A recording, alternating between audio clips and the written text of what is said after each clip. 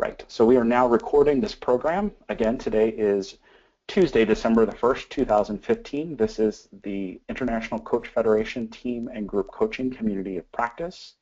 And we are thrilled today. We have the intersection of team and group coaching and visual imagery. And today's program is called Creating New Conversation with Images, using visual tools to build great teams and groups. And we are so excited to have Christine Martell as our presenter. Christine has been facilitating for over 25 years, and she founded VisualsSpeak in 2005. As VisualsSpeak's, and get this, this is the best title I have ever heard, Principal Image Wrangler, Christine creates tools to serve the higher purpose of enhancing communications. Christine is well qualified to be presenting to us today. She has a BFA with a concentration in textiles from the prestigious Rhode Island School of Design, and a MS in Secondary, Adult, and Continuing Education from Portland State University. Prior to founding VisualsSpeak, which you can learn more about her at VisualsSpeak.com, Christine provided facilitation, instructional design, and training implementation for a variety of clients, including the Penland School of Crafts, My Time Beads, Unitarian Universalist Association, and the Clothesline Project. Currently, Christine serves her community as Vice Chair of the Board of Directors of the Hillsborough, Oregon Arts and Culture Council. And with that, I am just thrilled to, I'm thrilled that she said yes, and I'm even more thrilled to introduce Christine Martell. Christine, take it away. Thank you. Bill, I'm just thrilled to have all of you here and welcome you. I, as Chris said, am a visual artist, and back after 9/11, when so many of us were kind of asking bigger questions and wondering, how to make a bigger difference, I decided to go back to graduate school and learn a little bit more about what I was doing. I was really thinking about, what is it that I can do as a visual artist who is also a facilitator and who loves the process side of art more than creating the products? What can I do? And what I came to was what was really important to me was helping people communicate better. I love the intersection when people come together and the synergy that happens. I am a collaborator at heart, and I was very, very interested in exploring this topic. I had some what might be considered crazy ideas about it when I went to graduate school, or at least it was crazy to them. And I was wanting to do the usual stuff that I do and, have all these creative things going on. And one of my professors called me into her office and she said, we have an issue here. This is not what graduate school is about. And what I want you to understand is I need you to write linear papers. And it was a moment when the flash came from the ceiling and I probably turned bright red and was really pretty angry that I was being told I couldn't be me, or at least that's what it felt like. And in the next breath, she said, "It's the only thing I know how to assess." And that was a real opening for me, because I realized that it wasn't that I wasn't okay. It was that this type of structure, this academic structure, didn't really understand how to use the creativity that I was bringing to the table. So I then turned my graduate program into an exploration of visual communication, and I was very interested in learning how to take the tools that I had from being an artist and bringing them into the academic setting and also into professional training and development and facilitation. I started out by laminating 10,000 photos from books and magazines. This photo here is when there were about 4,000. And I started on this process where we were asking people from all over the world to create assemblage of images. These separate envelopes were categories. We had 98 categories at the beginning, and we asked people to move photos from category to category if they didn't think they were correct. So we used kind of a crowdsourcing kind of method to understand how people categorize and how they use images.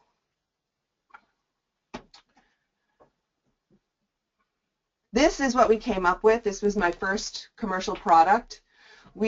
After I graduated, I spent a year with my business partner, and we went out and actually created the photos that we had learned worked to facilitate communication.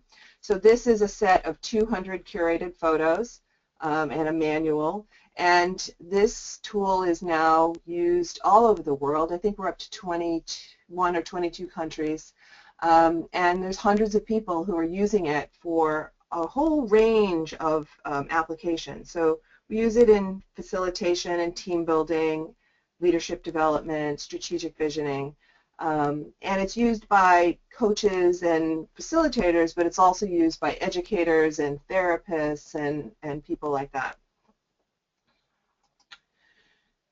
Basically, in a nutshell, what we ask people to do is assemble these images in response to a prompt. So we're using photographs, and we'll ask a question like, who am I? And the person will go through the photos and they'll put them on a piece of paper. And then we ask them to tell the stories. So I say this because one of the reasons this method works is because we're going back and forth between the visual and the verbal. It's not that we're saying that visuals are the only thing. What I'm saying is that the adding visuals to a conversation can really change the nature of it. There are 3 different kinds of visual tools that I find I use a lot, and you'll probably recognize a lot of these too. The first one are the images that we see all around us, and these are the images that convey meaning. And they were actually the images that we started with when we cut all the things out of books and magazines. These types of images can be drawings or illustrations. They can also be photographs. And what they're doing is they're describing something to us. So when you go to create a PowerPoint, for example, and you have a concept, you look for an image that reinforces that concept. These are used most effectively in advertising. We see these images that are decided, they decide what kind of feeling they want to create and what kind of message they want to convey. They go out and find something that does that. This also, some of the infographics are in this category. Some of them are in this category, and some of them go into the next category a little bit too, depending. The thing about these images are it takes a really long time to find perfect images or to create perfect images. It's very time consuming to learn how to do this really well. They're very effective. They're familiar. You'll see the example I put here of the glass half full. There's kind of a metaphoric quality you can use in some of them. They're almost like visual shorthand. So very important, very much a part of our lives and around us all the time, and very different from what I'm doing with the VisualsSpeak images, which I'll talk about in a minute. The second category are images that organize meaning. This is going to be your mind maps, your post-it notes, things like that. It's also sketch notes, drawing, some of the kind of beautiful note-taking methods that you see people do that have a combination of words and images, words and usually kind of sketch drawings. Graphic recording up on the wall, all of these kinds of things. These are all designed to help us understand the bigger picture and the relationship between the parts. So you're using usually the visuals to create the kind of chunking down and the way to kind of give you a overview kind of viewpoint of it. It's a little bit of what I'm doing in this particular slide. The last group is the section that is less familiar to most of us, and that is the visuals that elicit meaning. In the therapeutic world, these would be your ink blots, where you're taking the quality and asking people, what could you see in this? There's also techniques of metaphor elicitation where you can either ask people to bring photos in or objects in that relate to a topic. You can also give people photographs, cameras, and have them take the photographs. So you'll ask them to kind of photograph their world. This is a photo elicitation process. And what you do is once the photos come back, you can analyze them and look for themes and things like that. And then the last piece in this category are the VisualsSpeak images that I work with. And the example here, you can look very literally and say, this is a photograph that has a bunch of blueberries and it has one raspberry. Or you can look at it and ask people, what does that mean to you? And depending on where they are, they will answer in a really wide range of things. So you might hear something like, I am a person that stands out in the crowd. You could say, oh, I'm quite the opposite. It's like, oh, I'm different. I don't fit here. So what we see in the meaning of images that we use is it kind of falls on a bell curve. So there's this, at the peak, there's what the majority of people say, and then 60% or so, and about 30% say usually the opposite. They see it just totally differently. And then out in the end points, in this last 10%, we get really unusual kinds of interpretations that are very personal to the person. So this one could be something about, the circles at the top of the blueberries reminding them of something. They'll just see a piece of the image that's really different from the majority. What I'd like to talk about, when is it really effective to use visuals, and some why. First of all, it's fun. And when I was first working with the images and getting results back in the testing, the first thing everyone said was, this is really fun. And I was almost embarrassed about it at first. And then I realized, no, wait a minute, this is actually a real strength of this process and these tools, because it's not we're having fun without any reason. We're having fun doing something that relates to what people are interested in. And so I've seen all sorts of things. This is a group of senior leaders, and they actually created their collage on the ceiling. I've seen interpretive dance. I've seen performances. I've seen a lot of different things. People really get excited, and they do some really creative things. And often it's people who have never done creative things before, or they don't do creative things in their life. Everyone does creative things, but it's not a big part of their life. It's not what they would think of as their primary thing. It's also really helpful to use images when you really want people to deeply listen to each other. There's something about telling a story about a photograph and showing a photograph or pointing to a photograph that captures people. You see people, really paying attention to each other and hearing things that they haven't heard before. I've had a lot of situations where people who have known each other for a really long time have said, I didn't know that about you. I've had really pretty profound revelations about people who are in intimate relationships saying things like, I've known you for 30 years and I never knew you felt that way. So it can be very, very powerful. Using these images also really increases participation. Everybody gets a chance to talk, which is really nice. This is a group of men who work in kind of a very, I think they were in water treatment or something like that. Anyway, it was everyone from the senior exec all the way to the guys that were out in the trucks who never touched a computer, who never, worked around kind of the office kind of environment. And what we were hearing was that, I can't get the guys to talk. They come in off the trucks and they don't want to say anything. And they really wanted to know some things about what they were interested in doing. So using this process, every single one of them talked, and they got to hear things that were deeper than just a simple answer. What we see is that when people talk from photographs, it elicits a different kind of story. It's using a different part of the brain, and it's accessing different kinds of things.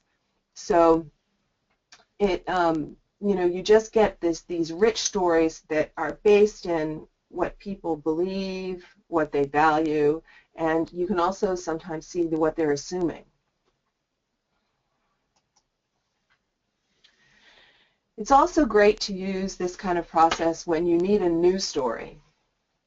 I think about one of the things that VisualsSpeak does is it breaks through the stories that we always tell. So we all have stories that we say about ourselves, when we introduce ourselves, or our elevator speech, or our pitch, and those are really useful in certain circumstances, but there are times where you really want to get beyond that and you want to hear something different. And that's really one of the big things that we see happens. It's a very different conversation, and it's not the same old, same old. It's not boring. People are saying new things. That's, I think, another reason why people listen so intently, because there's new and interesting things coming up. It's not like, oh no, here's that thing again. We find it's really helpful in cross-cultural environments because of language. So when you have a group of people that speak all different native languages and you're speaking in one common language, we find that this kind of process helps to level out the language difference a little bit. I think it's probably because there's an artifact that's holding the story on the table, so that people aren't having to focus as much on translation or understanding just from the visual channel. It also helps them understand each other because they can show pictures of what they're talking about.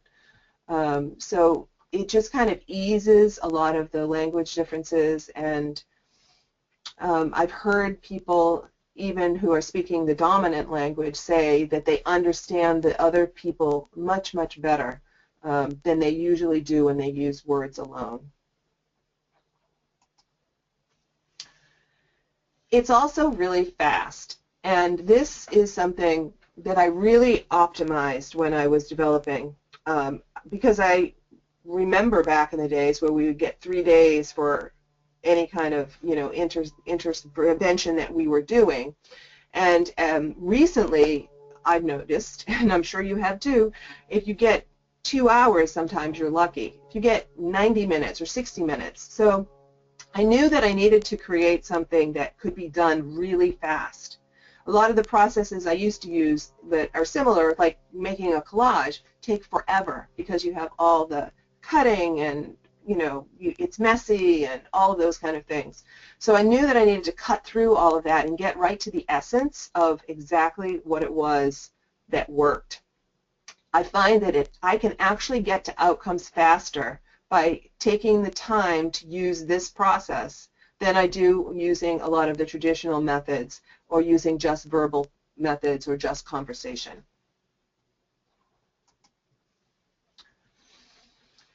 Now I'd like to talk a little bit about how to use visuals. So this is the part of the method that I use. So we have a container, and that container is composed of the visuals themselves, the process that we used for the conversation, and then the content. The container is really important, and I'm going to assume that because you are team and group coaching professionals, that you understand the basics of how to create a container. This is things like, how you're setting up your tables, Is there good lighting? How is the sound? All of those kinds of things. The difference that comes in with using visuals is you do have to think about how people are going to actually get to them, depending on how you use the, how you set up the room with where the images are, or if you're giving them right to them on their tables. And you also need to think about mobility. If there's anyone in the group who, can't walk fast, or who can't, who isn't standing, using a wheelchair, things like that. You might have to make a little bit of adjustment for how the images are laid out as they're going through the process. But in general, I'm not going to spend a lot of time on the container. I'm going to talk more in depth about these other three areas.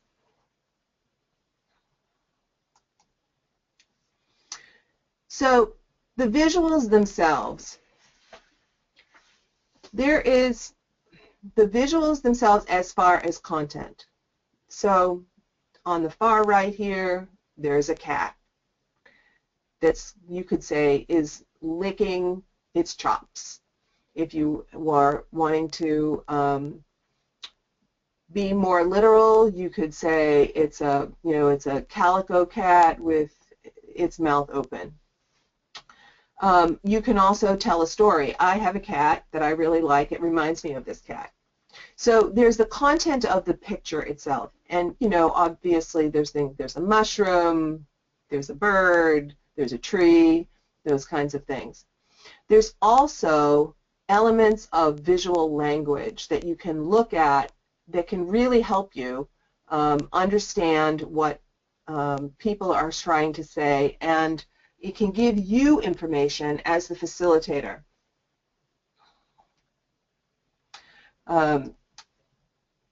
So if you want to use images and you want to create images yourself rather than work with images that come from a company like mine or one of the others that's out there, the first thing I would say to you is test what works.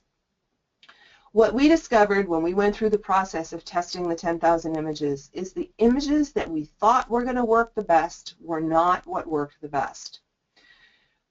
The example that I used earlier of the glass half full is a perfect one. When you show people pictures like that that come out of business magazines and things like that, usually what they say is, oh, it's a glass half full, you know what that means, and they go on. It doesn't inspire them to dig deeper into themselves and tell us more than just the kind of cliche that goes along with that metaphor. It can be really useful in some situations, but in this situation where we're trying to get people to talk deeper and to reveal more, it doesn't work as well. We also found that a lot of the photos, like from things like National Geographic, that are just stunningly beautiful, those had the same effect of people would just go, oh, I picked this image because it was so beautiful, and that's all they would say.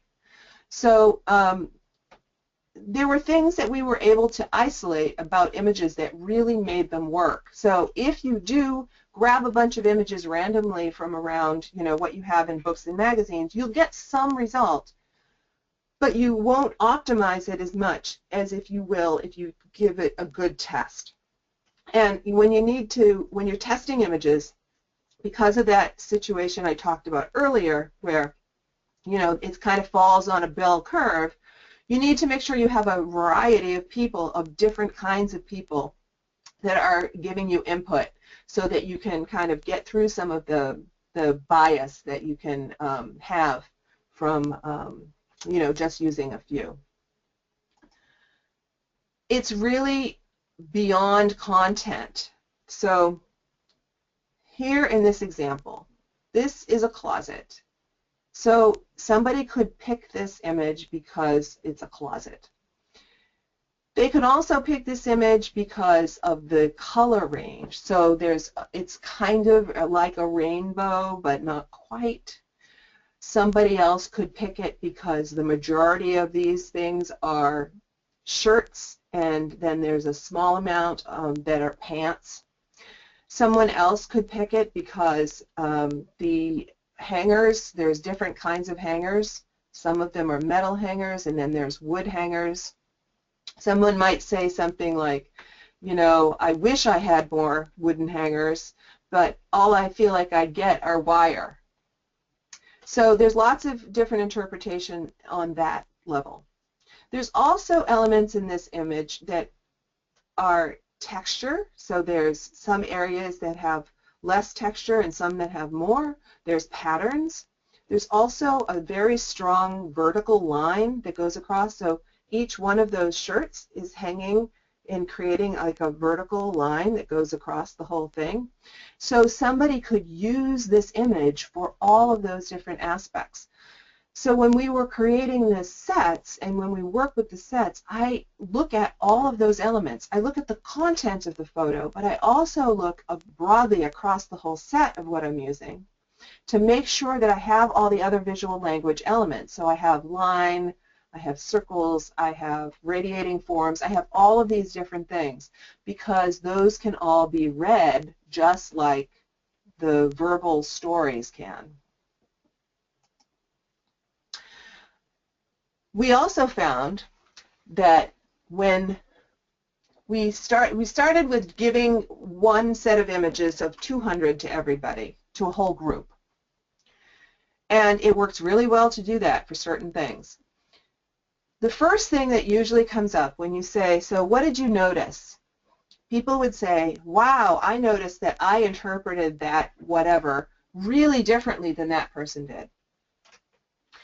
So as we watch this happen over and over again, we realize that when we're doing team building in particular, that was a really, really valuable conversation to have come up. We really wanted people to understand that they saw things differently because at the core of many of the aspects of team building is the need to understand that we are different. That some of the things we do are similar, but a lot of them are different, and that even when we say we're understanding the same word, that oftentimes we are interpreting it differently. So what we discovered is if we gave each person a smaller group of images, that would intensify that whole understanding of I see things differently. So we started using these small group sets, which are just a subset of our big set, but giving each person the exact same 44 images. So when you do that, then you can it's kind of like supercharging that aspect of I see things differently. So that can be good, that can be, less good. It just depends on what you want to do. But that's another way that you can use the images, the kind of the repetition of the images to create the atmosphere and the outcome that you're looking for. Another thing we discovered was that if we gave people a piece of paper and we limited them to 5 minutes to find their images, so we're putting a slight stressor on them, that something else would happen. We discovered this because when we developed the set, we worked with a team of people who all had different professions, and we would ask them questions for their profession. So we asked coaches, we asked facilitators, we asked therapists, and all of them would come back and they would create a similar image every time. And this is what I mean. The way they arranged the images on this background tended to be fairly stable. We looked at, relating that to, what are we seeing? What might that be? And what we discovered was that it was thinking style. So this is kind of reflective of the right brain, left brain metaphor, even though we know that we all use our whole brains, can be a useful metaphor. So these images on the left, these are the more tactically oriented people. So these are the ones that people might call left-brained. They tended to use less images. You'd see the background. The images were always inside the box. They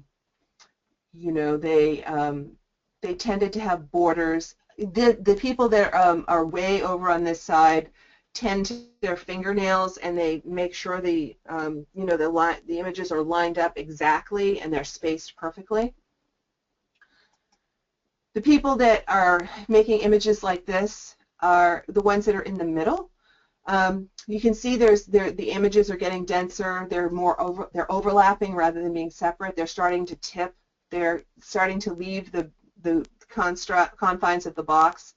These are the people who are your kind of natural mediators. You ask them often, you know, did you kind of make peace in your family? And they'll usually say yes. They're really helpful as translators. So these people can really help in the team make connections between the people who are very, very tactical and this next group, which are big picture strategic thinkers. These are, once again, they are not competencies, these are tendencies. So I like to surface the tendencies because that's usually the problems that come up in teams are based on what the teams do under stress. It's not usually when they have lots of time and they can, you know, have plenty of space. It's usually when they have to kind of go to their natural being and work from that place. And that's what this is looking at. These strategic thinker kinds of images, you frequently can't even see the background. They have gone so far beyond the box. So the next section I'd like to talk about is the process and the structure of the conversation. This is the model that I use to kind of frame my conversations, and this is both as an individual, so when we're looking at an individual telling the story of their image, as well as the whole group. So you may be going around with having the individuals tell their story, and that's, so we're doing little versions of this, and then the whole process that we're doing is happening at the same time with the whole group. The first part is the preparation. And this is what you do in any process. I know this is very familiar to all of you. You assess your audience. Who is it that you're working with? You know, what are their roles? What is, you know, what is how long they've been there? All of those kinds of things. It's something that I'm sure you're all very good at. And then why are you there? So what's the desired outcome? And what's that outcome from the different perspectives? So what do the stakeholders want? What do the participants want? What do, you know, what does the person who's hiring you want? What do you want? You know, so these are all kinds of the things you're thinking about and you're getting the information about. You want to focus on where the audience is and keep the desired outcome in mind. From all of that, you come up with a prompt. So the prompt is starting where the audience is, and it's the first step to going toward the outcome. This, I will say again, start where the audience is, moving toward the outcome. The biggest mistake I see with people doing these kinds of processes is they start where the outcome is. So they start with a question like, what do you think should be our, you know, fourth quarter outcome? Or, you know, it's a very kind of down the road kind of usually big picture objective, and your participants can't quite get there. You do better if you take a question that's right at where the participants are, like, what would success mean to you in the next 3 months? So they're open questions. They are generating interest in the participants. There's no right or wrong. You don't want to know the answer. You want to have it really be a deep inquiry. The next place is where the conversation starts, and this is the divergent phase. So this is where you're starting to ask people what the story is. So they've picked their images, and now you're saying, tell me the story. This gets the pieces on the table and opens up the dialogue. It's very much like a brainstorming technique in that you're trying to get a lot of information. You're asking questions at this phase like, you know, what do you notice, and, you know, what does it mean to you? You want to ask questions that deepen people's engagement with the photos and the stories that they're telling. You're looking to get more information. The next section is the deepening phase, and this is the reflective practice. And I would really encourage you to add more of this in processes. It's really easy to kind of skip over it, and people will actually push to skip over it because a lot of people like to get to the answer. But this is really where a lot of the magic can happen. This is where you can ask questions like, can you tell me more? Can you give me another example? You know, is there another way to look at that? What else might it mean? This is where the thinking is kind of brewing around. It's where the lateral thinking can happen and people's ideas can pop up. You don't want to rush this phase. Next is the narrowing phase, and this is the convergence. People in organizations, probably particularly in the U.S., are really good at this phase. They love to get to the answer. They're used to being rewarded in organizations for getting to the answer. But, you know, it focuses on things like, you know, what choices are we going to make? You know, is this what we really want? What's the priority? You know, what's the most important thing here? We then get to the debrief overall, and there's two sections of that. You know, the first one is evaluation. So, you know, did we succeed in moving the group toward where we wanted to go? You know, did we answer that first question? You know, are we ready to take the next steps? And then if we are, that's when the action planning starts happening. You know, what can help us move toward action? If we didn't answer the first question, then what's a different question that we need to ask? And then you can go back and do the, you know, go through the process again. The final part is the closing piece, and this is the classic, you know, what stood out to you? Was anything interesting or surprising? Did you notice any patterns or trends? Anything that gets people to kind of start taking this process that they went through and relating it to other parts of their lives.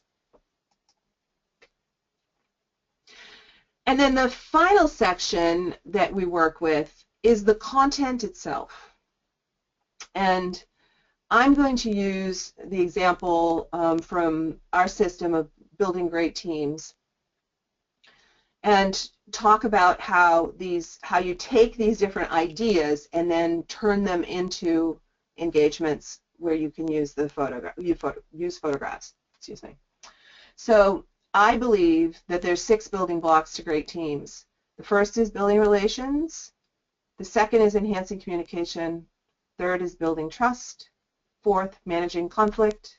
Fifth, embracing transitions and change. And this last is understanding what we're doing together.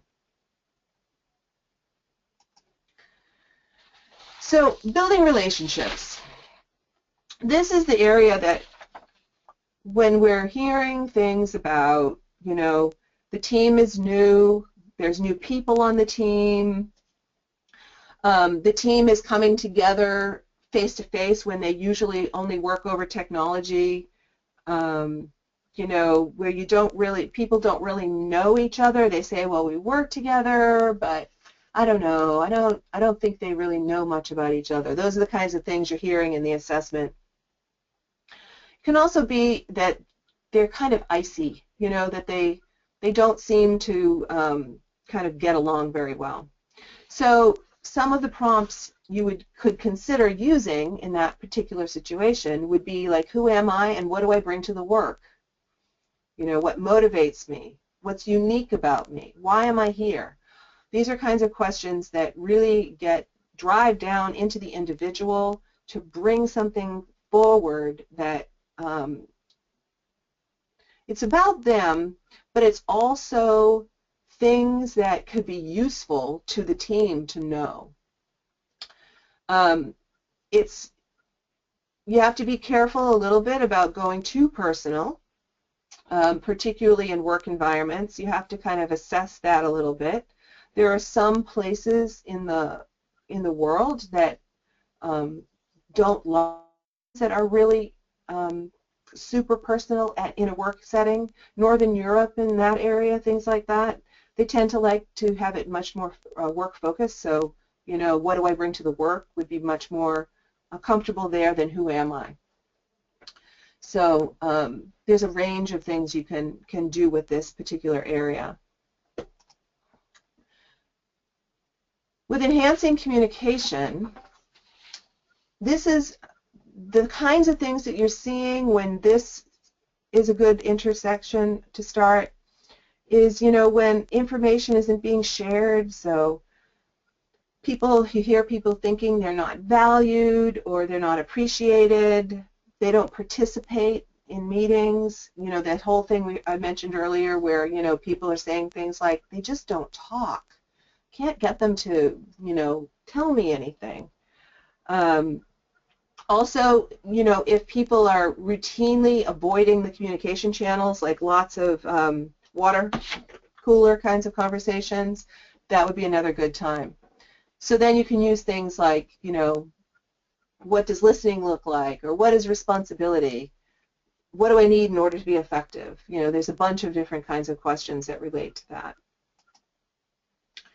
With developing trust, you know, you see that team members aren't respected and they're afraid to talk. I'm sure that you all see things about where trust isn't available all the time in teams where you're being called in to help them. So you can ask questions that are very direct in this, like what is trust? You can go a little bit laterally and go, you know, what is respect? Or you can go a lot more indirect and ask about things like, you know, what's important to me. With conflict, we have a number of different kinds of things that often are happening with conflict styles. There's different ways that people address conflict, both regionally and personally, as well as cross-culturally. This is, you know, when people are really not getting along, or there's silence when you try to talk about stuff. Things are painful that are being avoided. There's a couple different ways you can look at this with the prompts. You know, you can go direct once again and ask what's conflict. You can also ask, what does conflict look like where I work? Because sometimes conflict is different for people at home and at work, and it's useful to know that. There are some people that are very consistent no matter where they are, and others that are different, so that can be really helpful to surface.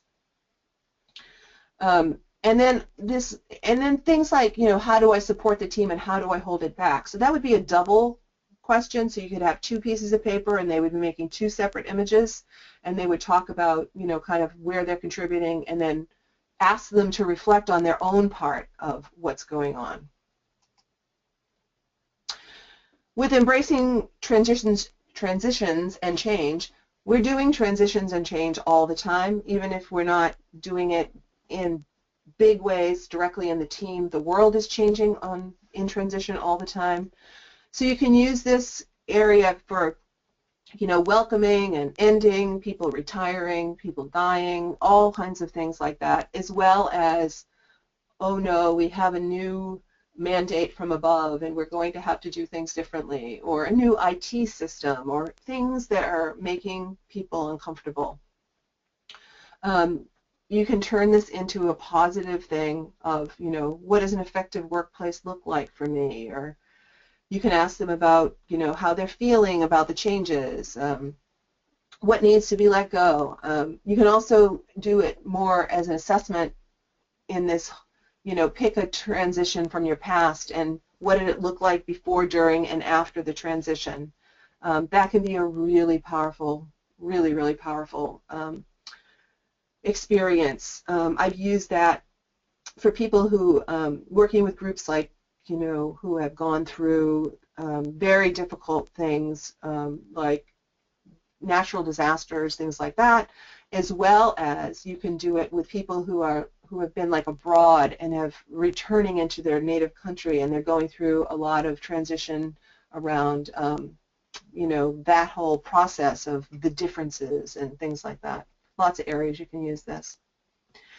And then the last one is understanding what we're doing together. And you know, usually this is where we jump first in organizations. We go, okay, day one, your job description is, this is what we do, this is how we do it. I would say that, you know, this is an important area, and there will be times that I will go here. Only if I know that the other areas have at least had some attention, because we can't really get moving forward without the other elements of knowing each other, having good communication, all of the other pieces and parts that make a good team. This is the area where it's much more concrete. It's, you know, who are we, what are we doing, role clarity, you know, what are your strengths, what are your weaknesses, how are we going to align to the goals. You can use questions like, you know, what skills do I bring to the work? How do I make a difference? What does success look like? All of those kinds of things. So you can adapt to other topics and systems. So if you don't use, you know, this particular model that I'm talking about, if you use another classic model, triangle, square, whatever it is, the prompts are the key. So you align the prompts to the model. You use the language that they use, so you can present a model and then pick one of the concepts and then ask the question about the concept from the perspective of the participant. This is a very adaptable system. VisualsSpeak is a method, so it can be adapted to any topic and any model at any time. So I have put some things up on a page for you. It's at visualspeak.com.icf. I put the slides for today so that you can see them larger and in color instead of just those little black and white handouts. I'm doing a team building class that's going to be starting in January 4th, so that there's a whole bunch of information about that. And then I do an annual inventory, pre-inventory sale that has a lot of our demo sets and things like that. That's coming up. I know that people love that, so you can sign up there. So I'd like to now see if there are any questions or comments from you. Right, and Christine, this has been a fabulous presentation.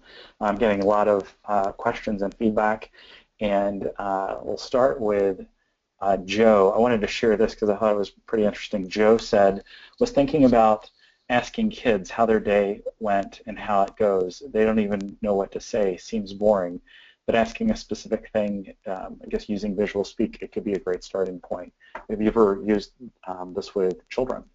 Absolutely, yeah. There are people that use VisualsSpeak with kids all the time. They use them mostly with older teens, like the teens that don't want to talk.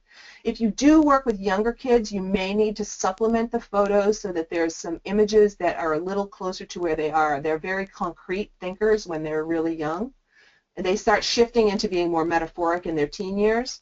So you might need to put like some pictures that, you know, remind them of their home, of their rooms, you know, and things that are like their school or something like that. Great. Here's a question from Sheila, and she was just wondering, as far as working with analytical types, you know, sort of what has your experience been using the visuals?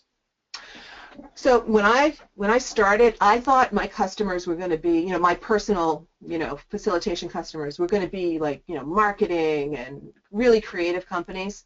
And I can tell you the majority of the work I've done have been with those analytical and government kinds of organizations. And it works really well because many of the people that are in those roles, first of all, they are frequently visual because they use a lot of charts and graphs and things like that, so they can relate to the visual part. And they don't usually get an opportunity to be creative. So they usually really embrace it, and it's like a real breath of fresh air, way more than I ever thought. You know, if you get somebody who is, you know, totally like that's all they want to do is put things in little boxes, they may not like it as much. But, you know, it's really a very small percentage. So Christine, here's feedback from Artie. He says he's used the visuals, and one of the things he notices is the energy always goes up in the room, always. Yeah, it's amazing how much energy goes up in the room. Yeah, that's one of the most fun things. Yeah, definitely. And I'll also say I still love listening to it, and it's still fun for me, and I've been doing it for more than 10 years, the same set of images. We have Troyce, who writes and says she recently used VisualsSpeak with a group of 27 in an interactive inclusive planning seminar, and it worked very well. Energy was up, people shared, and then they came to attention very well. She said she had them break into groups of 6 and then shared one from each group, so they worked together right off, and it moved forward well. Great. Love hearing that. Lots of positive feedback. We have one person ask, let's see, Nancy asked she'd like to go deeper into and learn more about how to create new stories with the photos. Yeah, well, we're going to do a lot of that in this class that I have coming up in January. We'll be talking a lot about all of those kinds of aspects, and so that's one way. Yeah. Quite a few more questions coming in. I just want to, So Chris, also I will answer all the questions on that page. If we don't get to them right now, I will put them on the ICF page on my website. Awesome. I just want to, for folks who will have a fast stop at noon, I want to share the second passcode. And just so everyone knows, if you were registered to participate through the webinar, you do not need to worry about the passcodes. You will automatically be sent CCEU if you were registered through the webinar.